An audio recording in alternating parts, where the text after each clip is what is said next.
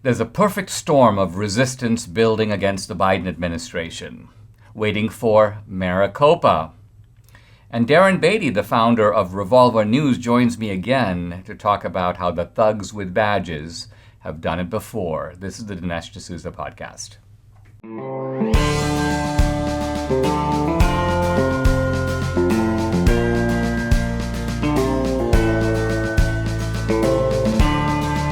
America needs this voice. The times are crazy.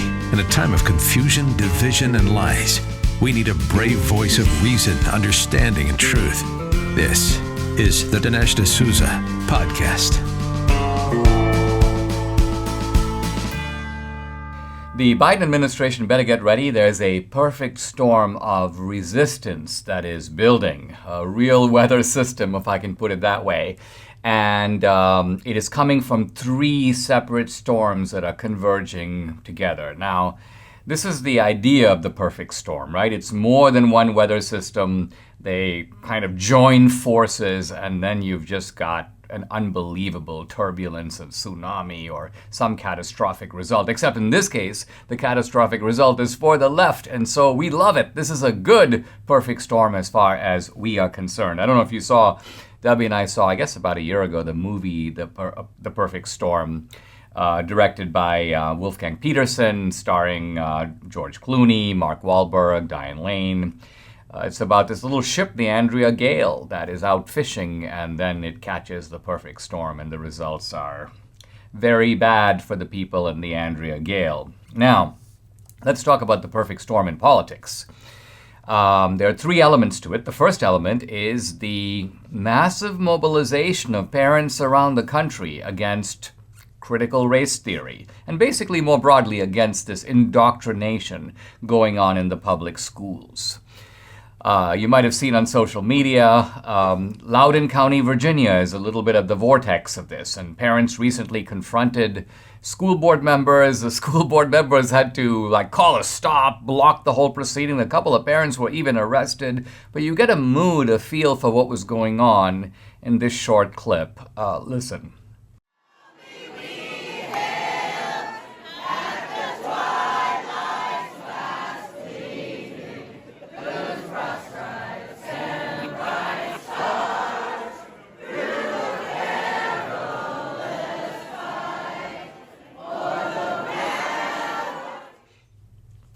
So you can get the patriotic fervor. What the parents are basically saying is that critical race theory is anti-patriotic. It's an America-hating ideology, and they're totally right. Now, they've come belatedly to this picnic, you'd have to say, but as Debbie mentioned to me as we were sipping our latte, she goes, this is the result of COVID. Because, see, these sneaky leftists have been trying to push this stuff through for a long time. They love the fact that parents had no idea what was going on in the classroom. But now under COVID, when you do this stuff online, suddenly mom can kind of peek and go, wait, what's that? And she realizes that you've got all this vile stuff that is being pushed by the left.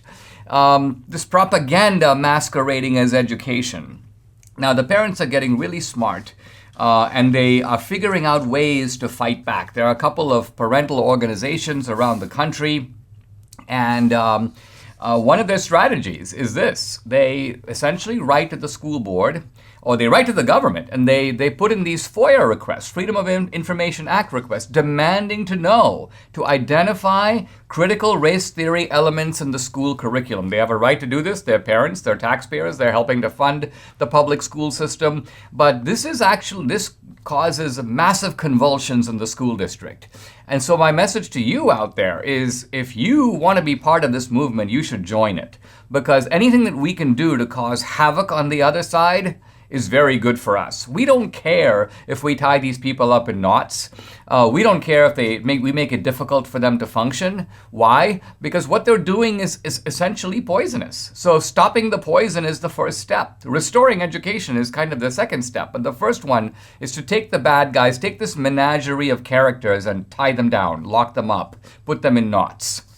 Now, what's kind of funny is as the parental movement explodes, And it's exploding with groups like Parents Defending Education, which is, by the way, head by a former Wall Street Journal reporter, Asra Nomani. I'm going to invite her to come on this podcast in a week or so. There's Oregonians for Liberty, Educators for Quality and Equality. These are basically all this grassroots mobilization. Great to see. And what's kind of funny is the left taken by surprise. So first they go, well, we're not really doing it. This is kind of funny. I mean, there's actually an article after DeSantis and the Florida legislature outlawed critical race theory in Florida.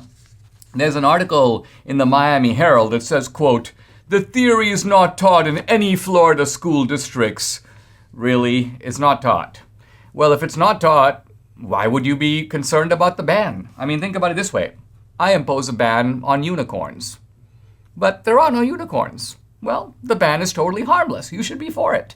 If there are unicorns, in that case, we'll ban them. Since there are no unicorns, you have nothing to worry about. So the left here, when up against the wall, resorts to lies. Their standard tactic. That's the first part of the storm. That's storm number one. Let's talk about storm number two. Voter integrity laws now being introduced all over the country, nearly in all 50 states, but certainly in the swing states. And they're all moving forward. In Michigan recently, the Senate passes legislation to add voter ID requirements. Voter ID requirements for in-person voters as well as absentee voters. All the Senate Republicans, by the way, voted for it. Every Senate Democrat voted against it. So this is a straight-out partisan issue. By the way, current law in Michigan, you don't have to have a photo ID, even when you vote in person. You just have to sign an affidavit saying it's me. I mean, really? Imagine if you could do other things that way. I'm just going to sign an affidavit that it's me. Yeah, let me bank here. I'm going to, what's your name? Winston Churchill. Yeah, I'm going to sign the affidavit. So this wouldn't fly in any other context. But the Democrats wanted to fly in the voting context because why? It enables cheating. But fortunately, now there are movements to fix voter laws in Pennsylvania. Georgia's already passed these laws. Florida has, so has Texas. So a national movement to fix the vote. And again, the idea here is, look, you know, the left keeps saying that there's baseless claims of voter fraud. Well, let's say that we can't prove what happened in November of 2020. We're still going to lock the barn door so that the horse, maybe the horse was or wasn't stolen the last time, but there are other horses in the barn, which is to say there are future elections that are very important for democracy. Let's secure those at least. And so the left is freaking out at this voter integrity movement. This is why they were trying so hard to push H.R. 1. Fortunately, that was, at least for the moment, stopped in its tracks. And then number three, the third part of the storm. Hispanics are waking up, and I predict that Asian Americans will be next. Hispanics are basically figuring out, think about it. They're waking up in the wake of an intense leftist and media campaign. Trump and the Republicans are racist. Trump hates immigrants. The GOP hates Mexicans. So imagine a group that gets a drumbeat of this kind of propaganda, and yet at the end of the day they go, well, you know what? I'm actually going to vote for Trump. I'm actually going to vote for the GOP. A real movement toward the GOP. And by the way, this isn't just the Cubans. This isn't just the Venezuelans. These are the Mexican Americans who are the majority of Hispanics in this country. So I foresee a Republican Party that is a multiracial alliance of whites, 50% plus Hispanics, ideally 70% plus Asians. The Republicans are a long way from that, but they should be able to get that.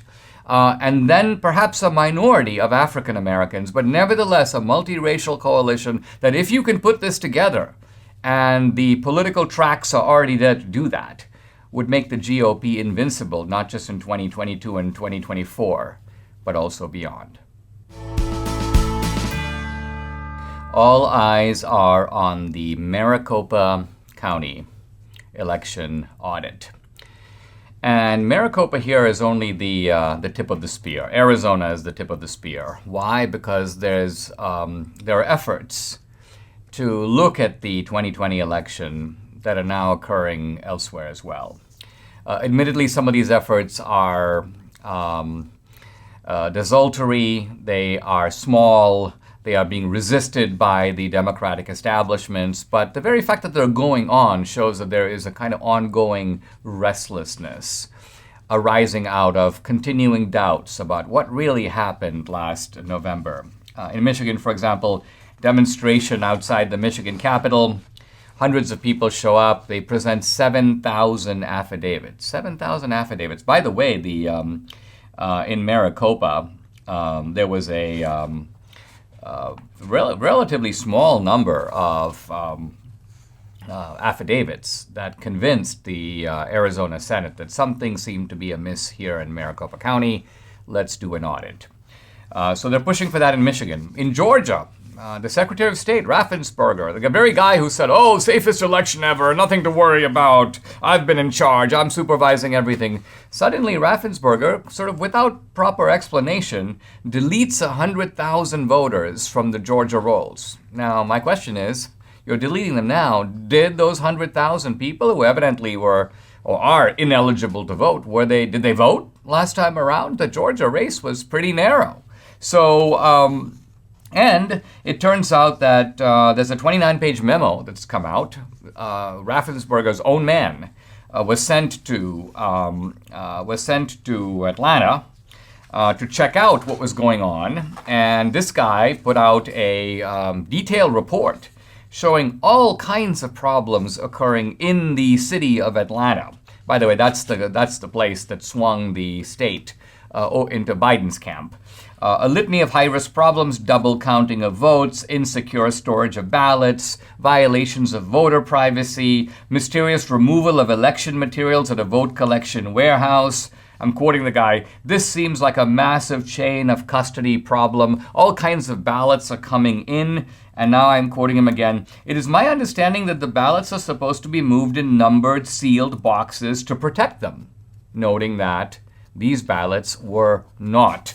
And on it goes. Now, we're going to get, I hope, some clarity out of Maricopa.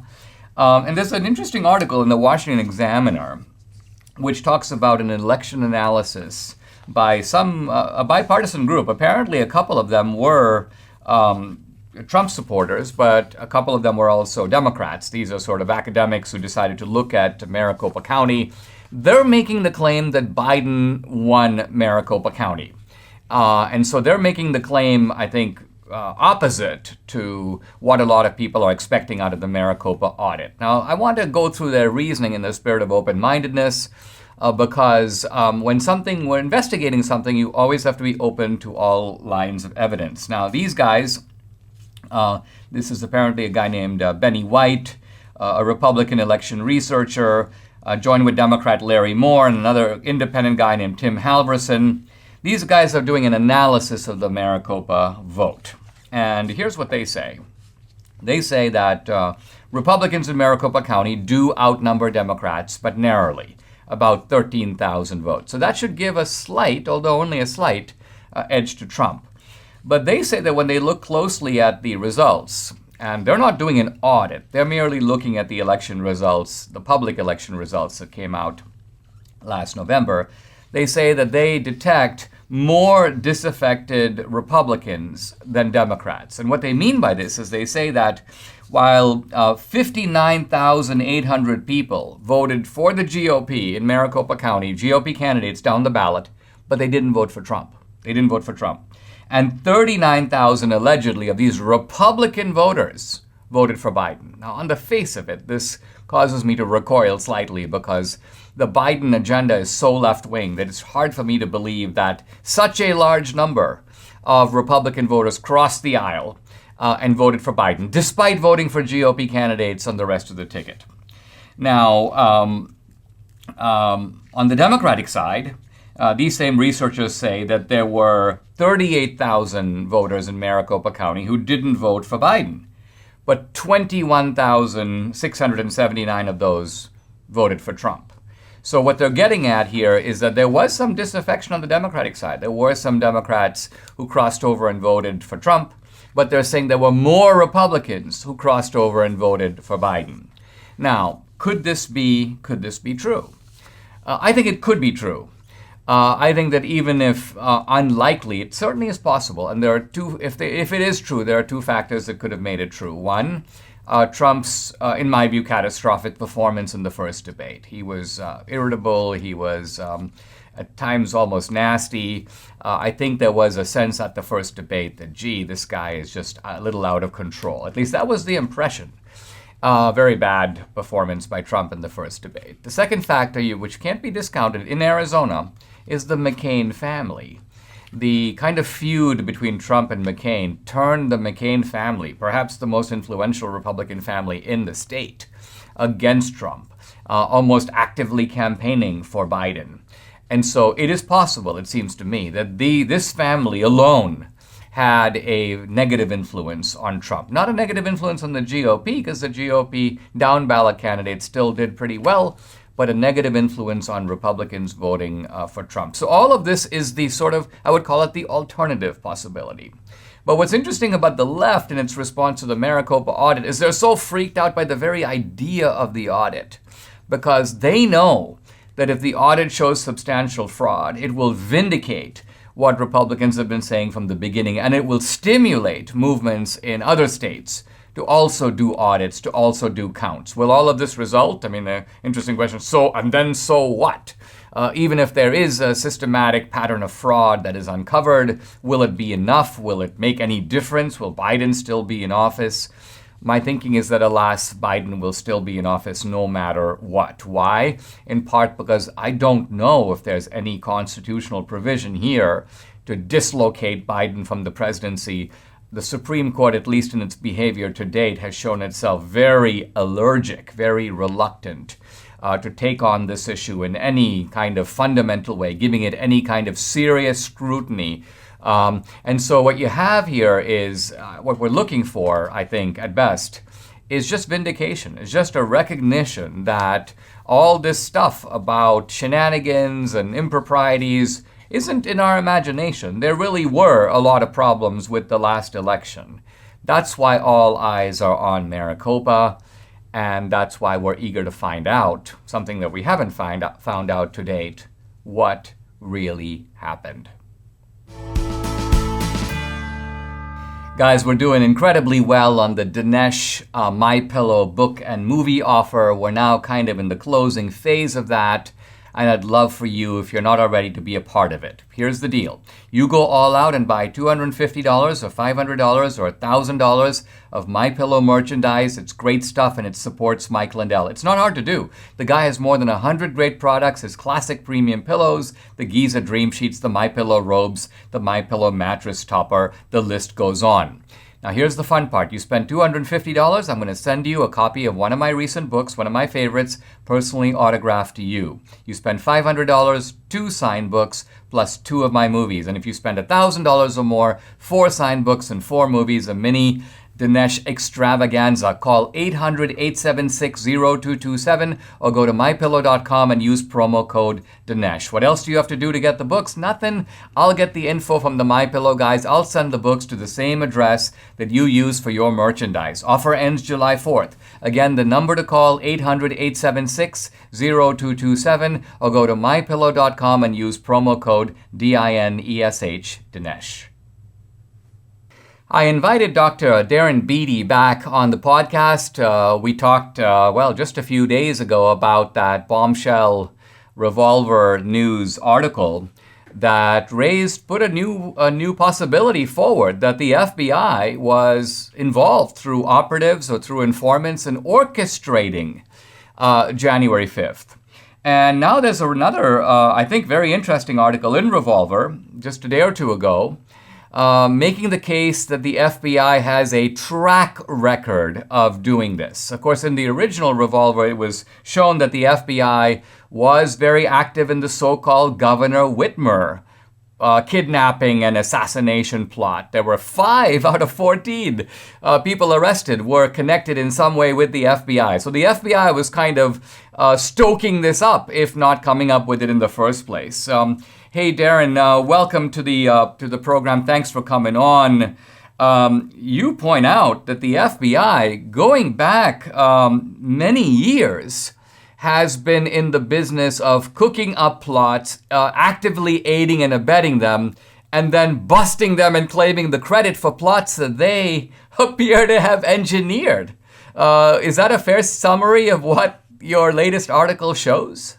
Yes, indeed. And as I mentioned last time I came on and talking about kind of prepping the audience for this admittedly disturbing thesis that the FBI or other elements of the government could have been involved in 1/6, is to say that, look, this is nothing new. We don't need to go back to J. Edgar Hoover. In that case, I think the most persuasive and really remarkable antecedent was the Michigan case, as you mentioned. But given that that's already part of the conversation, really people do find that shocking. And so if any of your listeners, if anyone's been under a rock and hasn't read the original Revolver.news piece, I highly recommend reading it and sharing it and getting up to speed on this really profound development in our understanding what may have happened in 1/6.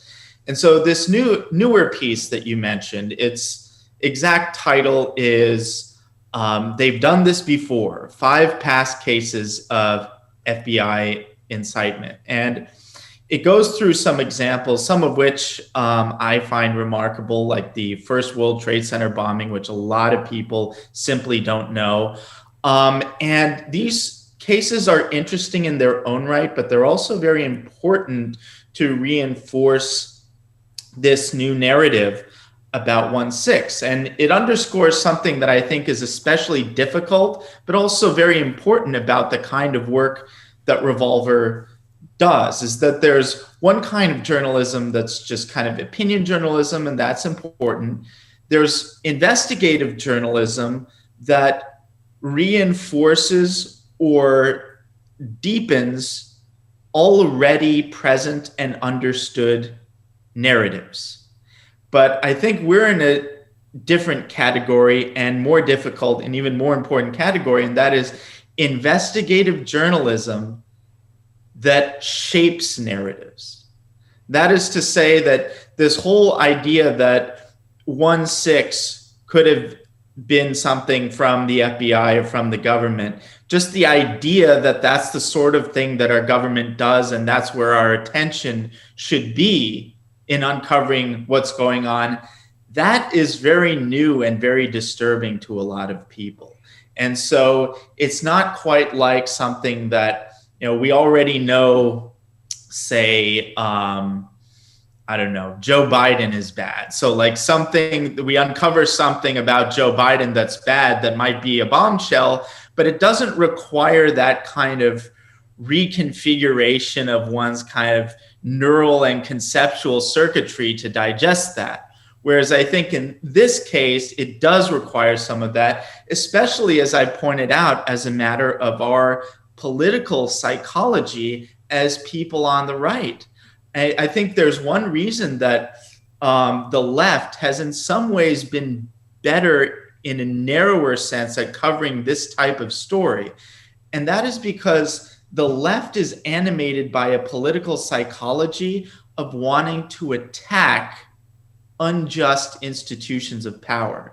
In my view, they don't really do that. In my view, the left ends up serving unjust institution of power. But my point is, according to their self-conception, they need to think of themselves as attacking unjust institutions of power. Whereas those of us on the right, I think we're much more oriented toward wanting to defend and even venerate just and well-functioning institutions of authority. So it's more difficult on our side to really get up to speed on this new reality that we face in what used to be America, what I now call the globalist American empire, that so many of the institutions in this country, in fact, maybe all, including those national security institutions that we're inclined to venerate, have become corrupted. And not only have they become corrupted, they become weaponized against us. And so it requires much more heavy lifting in terms of rhetoric and in terms of concept and in terms of the underlying psychology to reorient ourselves in a manner that we're able to address this new reality. Yeah, that's a very important statement. And I think what you're saying is that we as conservatives are very rarely in kind of attack mode. We're in defense mode. And we need this kind of critical journalism that looks hard at what institutions actually do.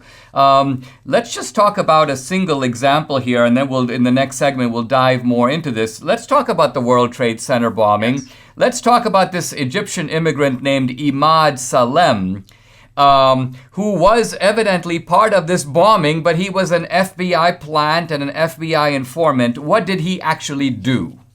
Right. No, I mean, this is quite amazing. And so, again, with the World Trade Center, it's always, a difficult issue because 9/11 has basically eclipsed everything in terms of our kind of emotional investments and so forth. And so a lot of us forget that there was this first bombing, which at the time was an extremely serious event. It was one of the most serious, if not the most serious, terrorist attacks that we had had in a while.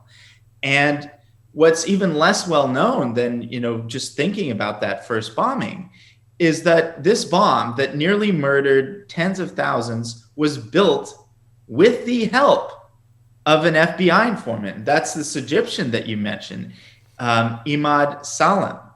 And he was part of this guy, Ramzi Yusuf's cell during the plotting of the attack. He was posing as an ex-Green Beret.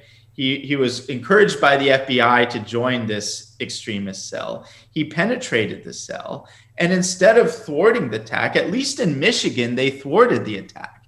In this case, they went ahead, and the FBI deliberately let him go forward. And if you read the Revolver.news article, you'll see interview just tape recordings with Salem basically saying, yeah, we made the bomb and they just didn't stop it. We just went forward with it. The FBI didn't do anything to stop it, even though their informant played an instrumental role in creating the bomb. When we come back, we're going to dive into a couple of other cases very similar in which the FBI isn't just infiltrating a plot and thwarting it, but rather is pushing it forward, is actually making it happen. This is what you get when you have thugs with badges. We'll be right back.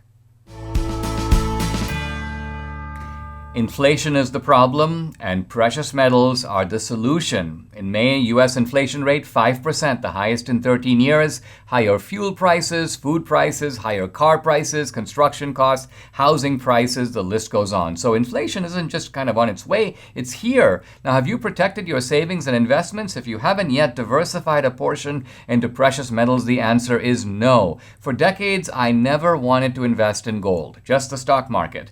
But now I'm seriously worried, and who won't be, about the regime we have in Washington. No sense of fiscal responsibility. So listen, if all your investments are tied to greenbacks, you're sitting on a ticking time bomb. Invest a portion of your savings into gold and silver. Now, Birch Gold Group, that's who I purchased from. That's who you can trust to convert an IRA or eligible 401k into an IRA backed by gold and silver. That's right. Through a little-known tax loophole, you can convert your savings, your retirement savings tied to the stock market into an IRA backed by precious metals. It's your hedge against inflation.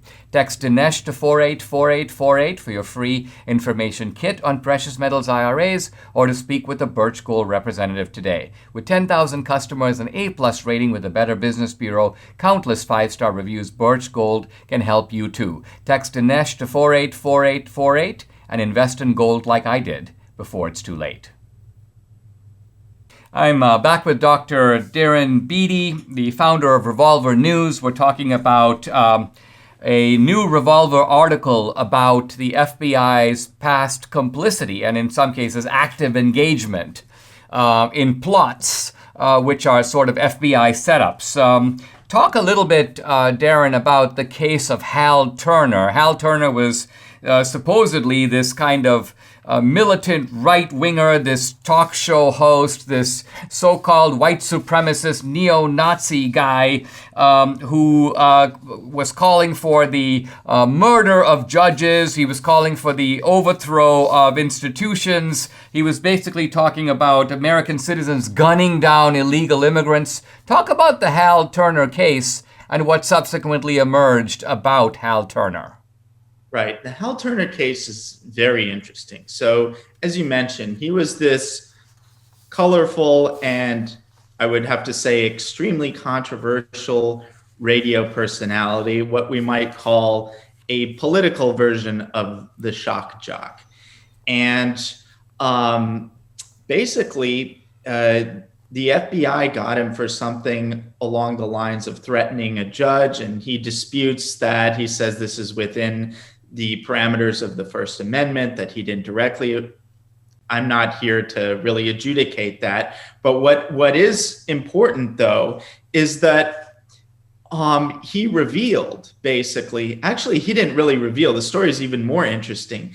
Hackers hacked into his computer and discovered communications between him and FBI agents. And basically, the whole thing unraveled. He was charged with threatening judges. And in the course of his criminal prosecution, he came out and basically admitted what had come out through this hacking of his computer, which is, he said, look, all of this stuff that you're charging me for now, I was doing it for you guys. I was an informant for you guys the whole time. And in this case, there were actually, documents and communications between him and the FBI. Now, is it possible that he went on to exaggerate that role in order to save his own skin? Maybe that's possible. But is it possible that he had this long-standing relationship with the FBI has been documented by these hackers who got into his computer and uncovered his communications? It's a very bizarre thing, and it goes to show actually an interesting parallel with the Michigan case, because one kind of addendum to this Michigan saga is that fifth undercover informant, the last one to kind of reveal himself. In this kind of dramatic fashion, he was on a Zoom call with fellow plotters who were all basically saying, it's clear at this point, someone's a mole. We got to figure it out. We think it's you. And essentially he admitted it, saying, yes, I'm the person who is referred to as the, quote, individual from Wisconsin in the charging documents. And so after he revealed himself, maybe the government got pissed at him. Maybe he was no longer useful. But for whatever reason, after he became a known quantity, the feds went after him. And so they're going after him now for a gun charge, which is interesting because they used him to penetrate all of these like guns rights groups when they knew full well that he himself cannot have a gun because he had a sex offender charge. And so they're going after him for gun issues. Could be a similar thing going on with Hal Turner, where he was a long-term informant. And again, like, people need to understand the relationship between the informants and the governments. They're rocky. They have their ups and downs. They're complicated and convoluted relationships in their own right. And they can, like all things, lead to a falling out that can lead to a prosecution. And the bind that the government is in this case is that to the extent that the person's been collecting documentation on their relationship with the federal government, if that's revealed, that's bad for them. And so they always need to have this kind of walking the tightrope of giving somebody enough charges so it looks like they're doing their job, but not so much that they squeal. And if they squeal, they need to go into damage control mode. And so Hal Turner was an interesting case, not only as someone who is a prominent kind of right wing, but in a shock jock incendiary sort of way, radio host who turned out to be a longtime informant who was later burned by the very government on behalf of which he was informing. So, I mean, one to me very telling little tidbit from the article, quote, according to Turner, he was actively coached by the FBI on what rhetoric to use to gin up support from extremists, right. And he was even advised on whom to attack. He says he was specifically told to criticize black figures like Jesse Jackson and Al Sharpton. So the FBI is putting him up to all this. Attack right. Sharpton, be a racial provocateur. You're doing it for us. All right, so we've talked about Hal Turner. Let's now turn to the Herald Square bomb, or we're talking now about the bombing 2004 in Herald Square, I believe in Boston, right? Mm-hmm. We're talking about this guy named Shahawar Siraj. He's the guy who was going to bomb the Herald Square subway, in New York. But it turns out that he had a co-conspirator, which is FBI informant, a guy named Elderwoody. And you show in the article that constantly Elderwoody is pushing this guy to do something that he doesn't even really want to do. Right. Again, so there are two dimensions to this question. There's the dimension of what does the government know on the basis of having an informant? And so if they're aware of a plot and they don't stop it, that in itself is extremely damning. So they stop the Michigan plot. If they're aware of a plot and they don't stop it, that's damning. But then there's this additional question of, did they basically create the plot in the first place? Or would there have been any kind of anything actionable without their prodding? And again, this is a case of FBI informant very clearly prodding the suspect in question to do something that he may otherwise not have done. And in this case, it's a bombing, an act of terrorism. And so we've seen this go back to, this is not simply something that happens with right-wing circles, with militias. I think part of what I wanted to accomplish with this piece was to show that actually this is something that was a substantial feature of the war on terror itself, at least domestically, and that this is not really a new playbook as far as the national security state is concerned. And it's something that should concern all of us, because in the case of the war on terror, maybe there was a more narrowly targeted group, even though I think nobody should be targeted unjustly. But in this case, the target is clearly anybody with political sympathies with Trump. When I read these transcripts and these, it's very. My sympathy here is with is a little bit with the radical Muslims, because in this case, this guy Siraj, he's pouring his heart out to this Elderwoody FBI informant. He's talking about his financial problems. He's met some woman in Pakistan online he wants to marry. He's very distraught. He's got a liver disease. And so the FBI guy is using the guy's troubles to sort of push him in the direction of doing the bombing. And when it says, quote, Siraj tried to back out of the plan, but Elderwoody manipulated him to stay the course. It says things like, the brothers are counting on you. At one point, the guy talks about asking his mom's permission. So, here are guys who they may have kooky and radical views, but the guy's not actually by himself going to do the bombing without active FBI complicity. This is what to me is so shocking, is that the FBI is actually creating the plots it claims to then foil. Exactly, 100%. Very, very well put. These people are not masterminds. And we saw the same thing in the Michigan case. This guy, Adam Cox, that they called the mastermind, was someone who was completely broke, that was living in the basement of his friend's, I think, like washing laundromat, something like, he was living in the basement of some place, completely broke, in no position to be a mastermind of anything. And so they find these incredibly vulnerable psychological cases. They take them, they do everything they can. In many cases, they'll pay for all the materials necessary. And as we saw in the World Trade Center case, even make the bomb for them. So in terms of overt action, you have the government basically setting everything up, and all they need is to prod and get some psychologically vulnerable and probably not especially intelligent person just to say one little thing that crosses the line, and there they have their plot. But it's totally disconnected from how it's presented to the public as, all these plotters going on everywhere. And in fact, sometimes you wonder, it's like, you see these things, you say, wow, like, this is very obscure. This is just some, unhinged guy in the middle of nowhere. The feds must be really on it to find something like this. Well, not knowing that They found it because they created it. Darren, this is shocking and scary, and I want to congratulate you on the work you're doing at Revolver. Folks, I think we're beginning to discover that the civics book image we got of the FBI from The Untouchables, it's completely bogus. It's a pretty good movie, but it bears no resemblance to the bunch of thugs and crooks that we currently have, at least at the very top of our Federal Bureau of Investigation. Thanks, Darren. I really appreciate you coming on the show. Thank you, Dinesh. I really appreciate it.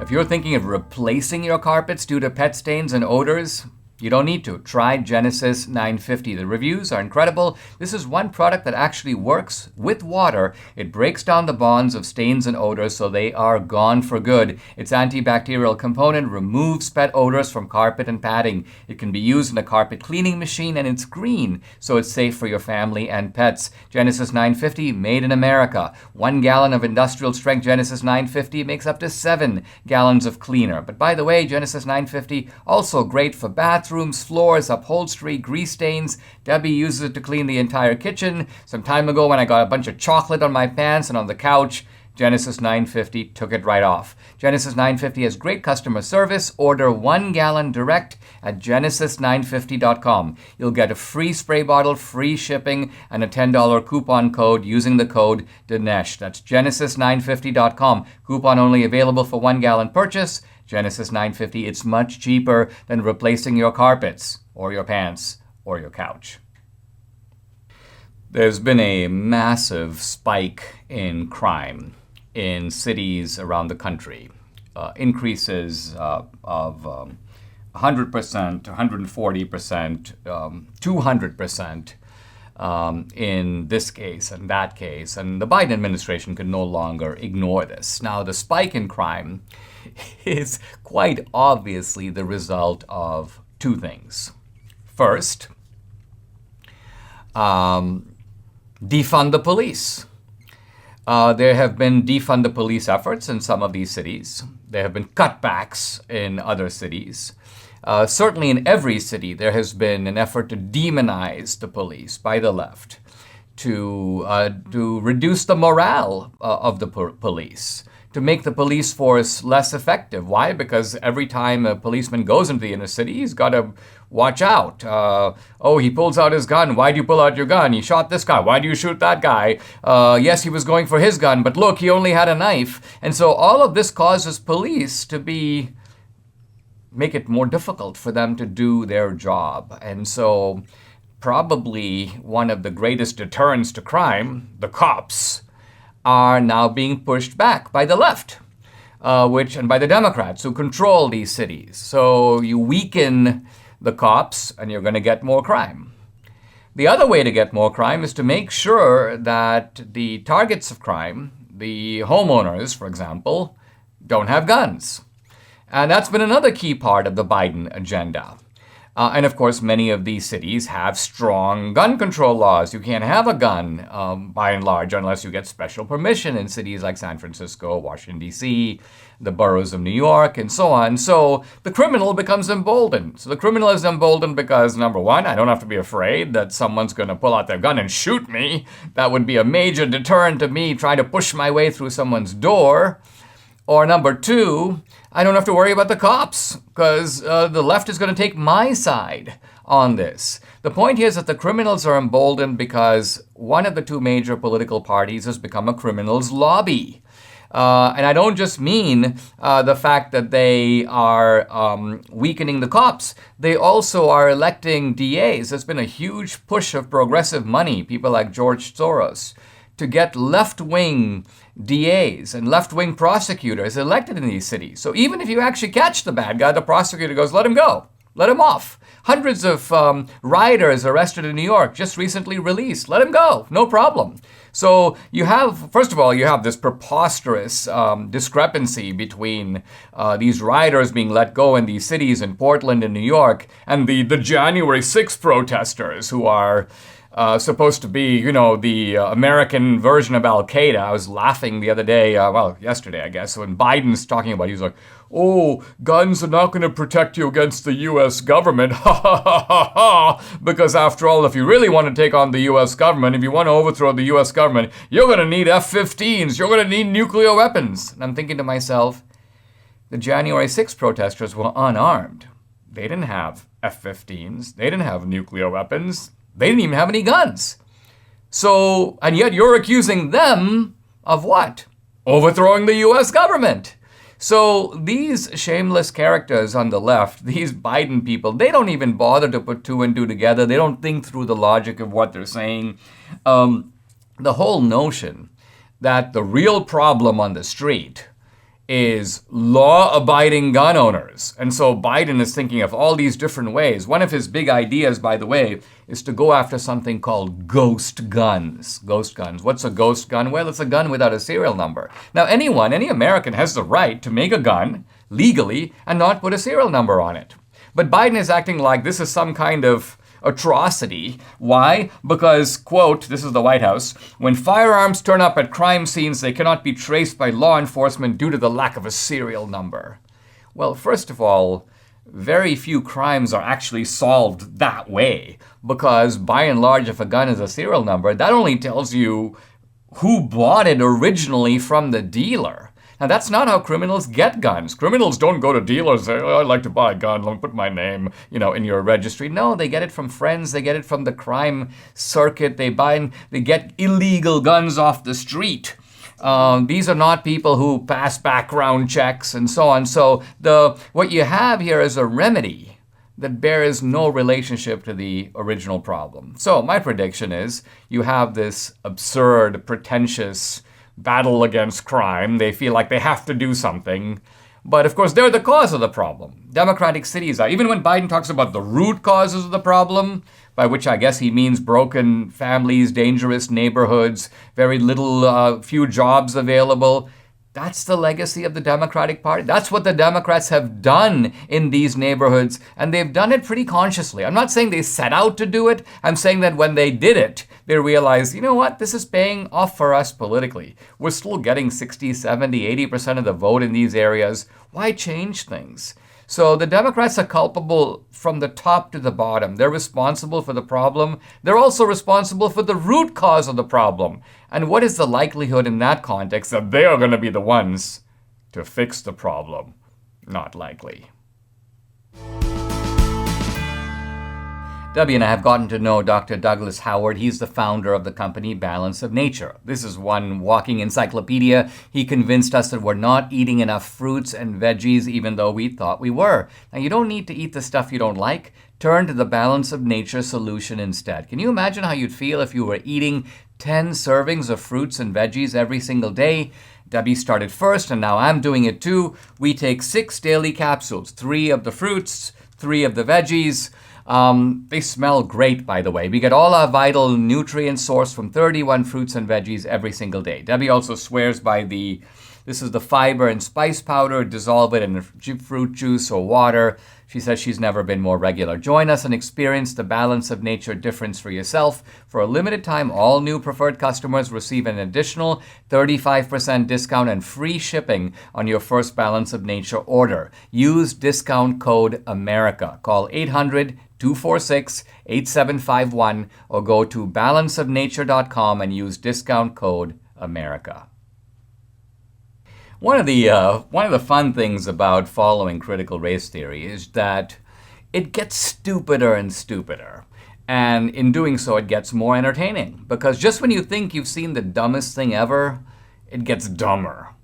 I remember from several years ago, this actually goes back to the days when I lived in Washington, D.C., there was a major outcry against a local D.C. official who had used the word niggardly.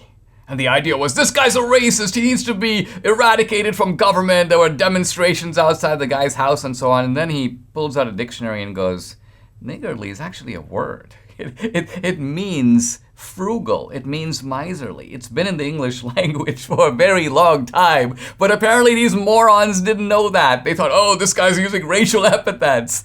So this is the level of discourse you're dealing with here. You're dealing with just, I would say, intellectual barbarism. Well, intellectual barbarism has now come to the academy.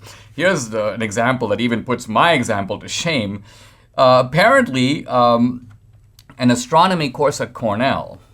Now, Cornell is sort of the stupid school of the Ivy League. I mean, he's like, don't say that. You don't have to are you going to bring up the fact that they have a hotel school and they're training chefs along with liberal? Yeah, I am. I actually am. Anyway, it's not doesn't surprise me that it's Cornell. Let's put it that way. They apparently have a course in the astronomy department. It'd be one thing if this was like in the women's studies department or the black studies department. This is in astronomy. It's called Black Holes, Race, and the Cosmos. And in the description it goes, is there a connection between the cosmos and the idea of racial blackness? What? So, according to the catalog, I'm now saying, they say, although it is, quote, conventional wisdom that black holes have nothing to do with race, apparently, an astronomy professor named Nicholas Battaglia and a comparative literature professor named Parisa Vaziri, these two clowns evidently think that black holes are kind of racist, and they're going to be. By the way, they're drawing in the text that you read. Emory University English professor Michelle Wright's book, "The Physics of Blackness." Now, several years ago, there was a professor who wanted to expose the stupidity of these race theorists. His name was Alan Sokol. And so what he did was he submitted a paper to a academic journal called Social Text, a left-wing academic journal. And he was trying to show that physics was racist. And he made up all kinds of garbage. His whole paper was a hoax, but it used the kind of fashionable terminology, institutional racism in the cosmos, and the cosmic privilege. The whole thing was a joke. But the idiots at Social Text were such morons, so they're like, yeah, let's publish, this is amazing, this is like cutting edge stuff. So these idiots who basically know nothing about science decide that they're going to publish this critical race analysis of science. Anyway, Sokol then busted them. He said, I made all this stuff up, this is all a big joke. And these guys were exposed as fools. But again, something that is satire 10 years ago now becomes something that's taken with utmost seriousness. Now, I can almost predict where this course is going to go. Black holes, Dinesh, why are they called black? Who came up with the term black? Doesn't black imply that there's something dark and dangerous about these holes? So the basic idea here now is going to the ancient distinction between light and darkness. And there's some implication that the white man must have come up with this idea that, no, the white man didn't come up with it. The whole notion that the sun represents light and the night represents darkness, and that the sun in that sense has a positive connotation, and the darkness a negative, a more scary connotation. This trope, this idea, is in every single culture known to man. Why? Because it corresponds with day and night. And so, for example, the early Christians, a really good example, they would talk about the sun as reflecting the light of God. They would often talk about a hell as representing sort of darkness. But in no way were the early Christians suggesting that somehow blacks are destined to go to hell or whites are going to go to heaven. Nonsense. In fact, Origen, one of the fathers of the early church, said the human soul is originally black, meaning the connection with darkness. But through divine redemption, all souls can be brightened. And in fact, Origen contrasts the Ethiopian's natural color, which he says is, quote, caused by the heat of the sun, with the blackness in the soul, which he says is caused by sin and dereliction. So we see here that what the critical race theory people are doing is they are superimposing their meaning onto events, and in this case, even the physical universe. I don't know if I've mentioned on the show, but I saw on social media, the Washington Post, an article is talking about the racism inherent in the migratory patterns of birds. Now, birds aren't racist, planets aren't racist, black holes aren't racist. What's a black hole? Well, a black hole is essentially a concentration of matter where the gravitational force is so strong that when objects come into the reach of the black hole, they're sort of sucked into the hole. There's actually a remarkable recent finding confirming the theories of Stephen Hawking. There were two black holes that kind of came together and merged, and Stephen Hawking had predicted that if two black holes, each with a kind of known surface area, merged, that the effect of it would be to keep the surface area now the same. So kind of 2 + 2 = 4. And Hawking was stunningly vindicated. So this is real physics. This is real science, to be contrast with the mock science, academic caricature, and sheer tomfoolery that has come to be known as critical race theory. I want you to do something about court packing, and now you can. Now, court packing is the tool of left-wing authoritarians. Hugo Chavez packed Venezuela's Supreme Court with his socialist cronies and paved the way for his tyrannical regime. Now Joe Biden and America's socialist radicals want to pack our Supreme Court with 4 new left-wing justices. Now, court packing isn't just some policy scheme to improve the courts. It's a coup to take away our constitutional freedoms and yours and to turn America into a socialist country. Now, this is why the First Liberty Institute, the largest legal organization in the nation dedicated to defending religious liberty in America, is doing something about it. First Liberty recently launched SupremeCoop.com to serve as a one-stop shop in the fight against court packing and help patriots like you learn the truth about what is happening in our courts. More importantly, there's a take action button that you can click to do your part to stop the Supreme Court coup. If you want to defend our God-given freedoms and stop the left wing's court packing scheme, head over to SupremeCoop.com/Dinesh. That's Supreme, SupremeCoup.com/Dinesh. I don't have that many regrets in my life. I have some. One of my regrets on the learning front is that I never really learned much about music. And by music here, I'm talking about classical music. I never really learned much about other types of music either, but that's a good thing. But on classical music, it's something that my mom actually tried to push it on me and my brother, teach us to piano lessons, violin lessons. We flatly refused. My sister ended up taking some piano lessons. And then later, when I was at Dartmouth, one of my professors suggested I take a course in music appreciation, music criticism. But I thought it was just too ridiculous, and I never did it. And I've regretted it because later, as I got into the movie business, I realized how important music is. Debbie, of course, is a musician and performs and knows pretty much everything there is to know about music. But when you make movies, you realize that the musical score is the emotional kind of undercurrent of the story.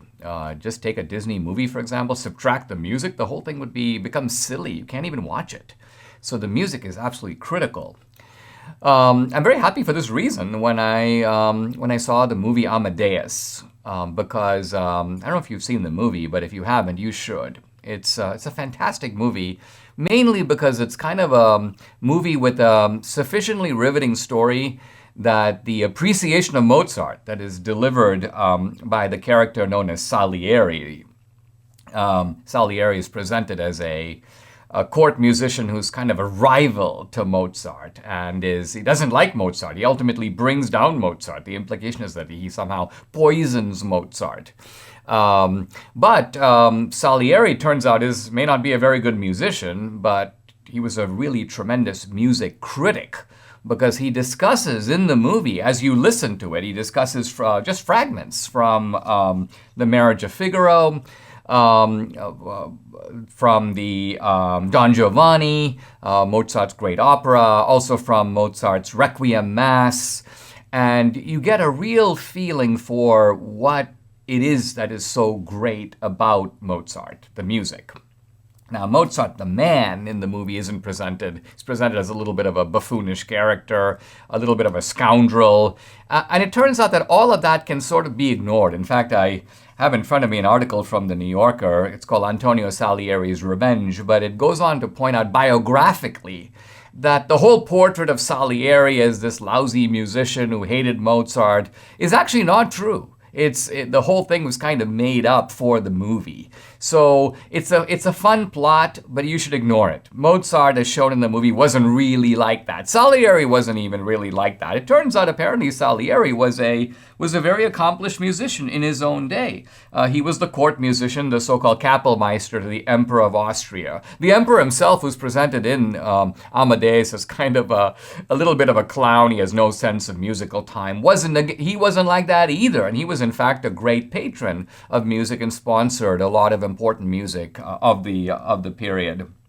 I would say that as one thinks about classical music, the three great names that come to mind, and of course it's a big constellation, would be, of course, Beethoven and Bach and Mozart. And knowing a little more, only a little bit more about music as I do now, I would probably have to put Bach at the top, Mozart in the second rank, and Beethoven third. But this is just a subjective characterization, and I would admit not even a highly informed characterization. It just reflects my musical taste. And Amadeus, if you haven't seen it, it is really great because, at least for someone like me, it draws me into the world of classical music, tunes my ear a little bit to what it is about the music that makes it soar. Music is really strange because, unlike the other representational arts, music is not about anything. I mean, a painting is about the subject being painted. A sculpture is a sculpture of the person or the thing being sculpted. Architecture is about physical buildings. And so art in general is sort of representational. Even a poem is about something. It's about love, or it's about this, or it's about that. But when you listen to a piece of classical music, you have to ask, what is it about? And there's no obvious answer to that question. The philosopher Schopenhauer thought that music connects us to a realm outside the universe because it touches something that goes beyond experience. Beyond experience. I think a very profound philosophical idea I'll discuss at another time. But here I just want to say that I'm very grateful to Amadeus for introducing me and doing no more than that to this wonderful world of classical music, which is part of the greatness of the Western tradition. I've talked to you about the Dinesh book and movie deal if you spend $250 or $500 or $1,000, but I also want to talk about Mike Lindell's great products, not just his classic pillows, but now his Giza Dream bed sheets made with a unique long staple cotton. They're just the most comfortable sheets you'll ever own. The first night you sleep on them, that's it. You'll never want to sleep on anything else. And these Giza Dream sheets are available in a variety of colors like all of Mike's products. They come with a 60-day money-back guarantee and a 10-year warranty. So right now, Mike Lindell is offering buy one, get one free. Call 800-876-0227 and use promo code Dinesh. Discounts, by the way, on all his products, but for a limited time, buy one, get one free on the Giza Dream Sheets. Call 800-876-0227 or just go to mypillow.com. Don't forget to use promo code Dinesh. It's time for our mailbox. I always look forward to these questions, and we've got a new one for today. Listen. Hey Dinesh, I have two questions for you. Number one, how did you decide to go to Dartmouth when you were an exchange student in Arizona? I'm curious as why you didn't go to Stanford or one of the Pacific Coast schools. And number two, I know you like to discuss philosophy. Admiral Stockdale, when he got out of prisoner of war camp, stated that he got through the Hanoi Hilton years because of his knowledge of a Stoic philosopher, Epictetus. And I was always curious as to how that helped him get through his time as a prisoner of war. And if you could explain how Stoic philosophy helped Admiral Stockdale. Thank you. Wow. This is Jeffrey. That's a terrific question, and Let me answer the first part of it. Well, the way I got to Dartmouth was sort of not entirely by my own volition. My high school counselor in the small school I attended in Arizona, this is Patagonia, Arizona, on the Mexican border, my high school counselor, Mr. Hackett, came up to me and said, "Hey, Dinesh, have you thought about going to college? Most of the kids in this class, senior class, are just going to go to the University of Arizona, or they're not going to go to college at all. If you're interested, you're going to be my project for the year." So he sort of shepherded me through my college application process. He actually picked out the colleges that I applied to. I did apply to Dartmouth and Yale on the East Coast.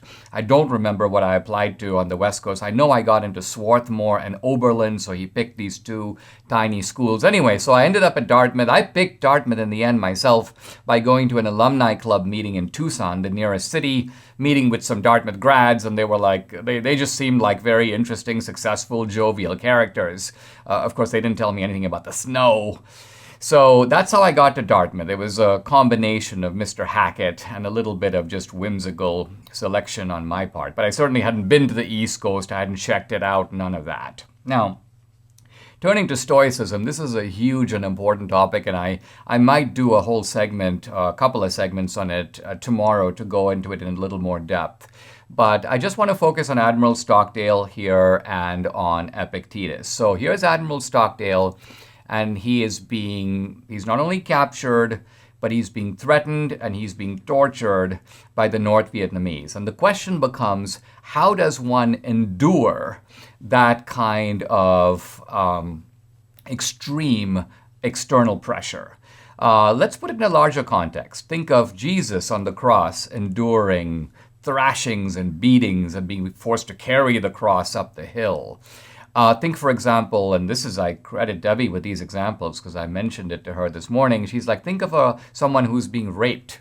How do you get through something as horrific as that kind of a fundamental violation? Well, or someone who's about to be murdered. I mean, how do you even get your head around the idea that I'm going to be killed? I'm going to be killed, and even though I fight back, the great likelihood is that my heart is going to stop beating and I will end up in a pool of blood dead. Well, the answer is there's one way to do it, and this is connected philosophically to the idea of Stoicism. And the idea is that you have to somehow separate your mind from your body and separate your mind from the world. It's almost as if you say to yourself, I am my mind. And the rest of it, even my body, I have a body, but I am not my body. And so you can rape my body, you can do what you want with my body, but there's a part of me, the most important part of me, that remains inviolate, that remains, you may say, unraped. Or you're going to kill me, but nevertheless, my mind is secure. You're going to destroy my body, and I recognize that. But my mind, in that sense, remains free. Solzhenitsyn himself said something very similar, where he said that in the gulag, my mind was still free, because I never submitted that over to them. So now we turn to Epictetus, born a slave. Epictetus, by the way, lived about 86 AD to about 100 and, well, his dates are a little uncertain, but he lived into the second century AD. He was a slave, but he was also lame. Later in life, he was freed by his owner, and he started a kind of philosophical school. And the core idea of Epictetus is very simple. I'm just going to read it because he puts it very well. You are invincible if nothing outside the will can disconcert you. It's kind of a radical idea, that you are fully in control of your own will. Epictetus even says, I'm not quoting him again, if someone succeeds in provoking you, realize that your mind is complicit in the provocation. Why? Because if your mind ignored it, if it didn't go along, you wouldn't be provoked. Here's Epictetus again. He goes, stop applying good and bad to externals and only describe things under our control that way. Nothing that happens to you is good or bad. What you do about it, how you think about it, is under your control, and the goodness and badness of your action is in your mind, and it is available for your choice.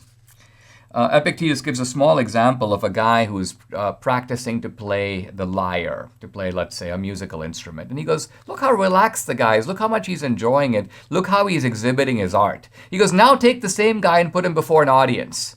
Suddenly he feels anxiety. Oh. And then Epictetus says, where does the anxiety come from? And he goes, the anxiety comes from how other people are likely to respond to him playing the lyre. And Epictetus goes, forget about that. You have no control over how other people respond. Now think of a guy applying for a job. And you've worked hard for the job. You've got the right credentials. You go in and you do your best at the interview. And then they tell you, come back tomorrow and we'll tell you if you got the job.